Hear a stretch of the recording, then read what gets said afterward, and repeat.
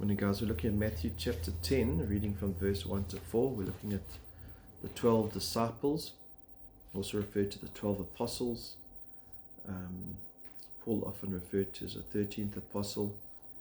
And we also have Judas who was replaced. So actually, in one sense, 14.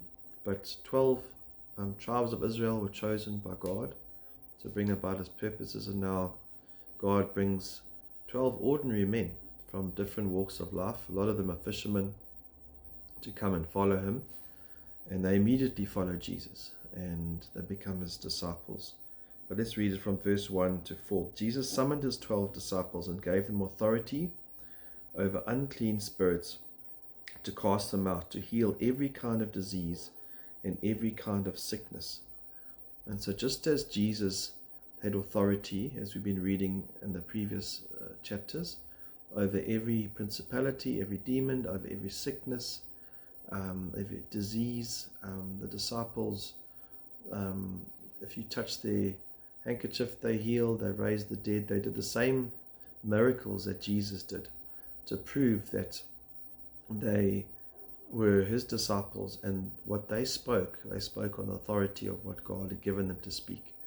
Many of these guys penned the scriptures, the gospels as we know today, although only 2 of the 4 gospels are 2 of the disciples, but they were around Jesus, and not only did they preach the gospel and spread the word, but they also had that authority of miraculous power that Jesus gave them.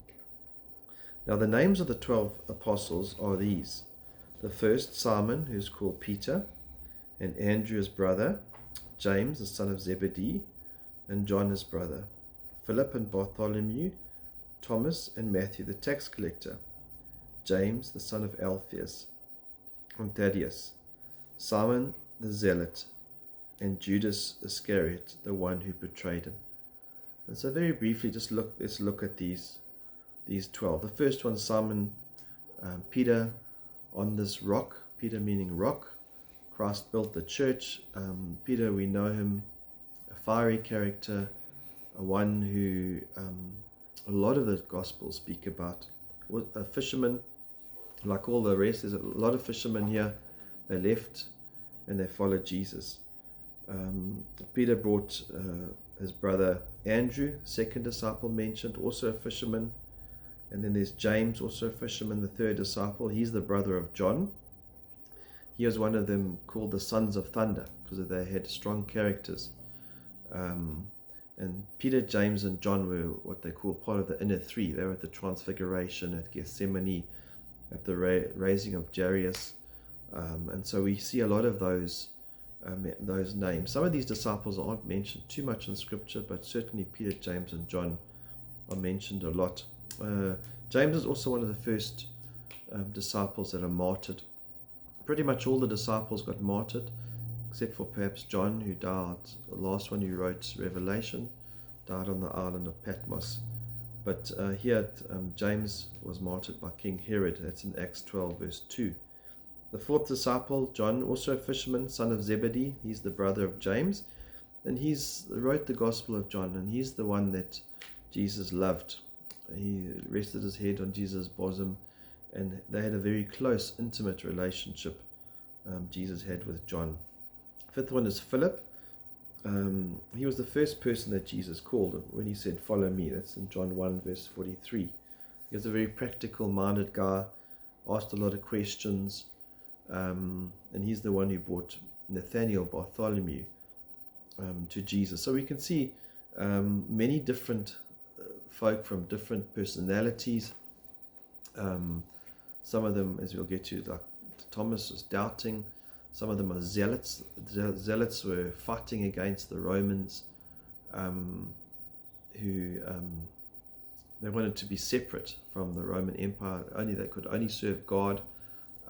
They were like Pharisees, Essenes, and one of the groups was a zealot group, and so they would have been very opposed to like someone like Mathew, who was a tax collector. So these guys came from many different walks of life.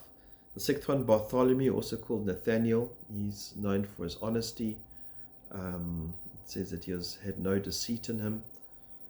He was at the first miracle of Jesus at Cana. And then we have Thomas, obviously Thomas called Doubting Thomas because he often asked questions, he wanted proof. But he was also courageous. At one point he said, let us go and die with him. That's in John 11:16. But he was a thinker, he wanted evidence. And so again, very different to some of the others. Then eighth, Mathew, a tax collector. Someone who would not have been liked by the community, not your first person that you would think of calling into the mission field, but he would have brought something to the group, something different, and he showed a lot of sacrifice for Christ. Then ninth, James, son of Alphaeus. Not too much known about James. 10th, Thaddeus, also called Judas, the son of James. He had quite a few names, and he was curious. He was also sincere. And Simon the Zealot, as I said earlier, Zealot, a group that opposed the Roman system and wanted to break free from the Roman system. Judas Iscariot, the last one, the 12th one, and we know he's the one who betrayed Jesus. He's the one who loved money, and he's the one who collected the money. And so, a very, very mixed group of people. And so Jesus can use any one of us. He calls from any different group, doesn't matter who you are, and he calls you to follow him and to serve him, and doesn't matter what background you have, he can use you even today.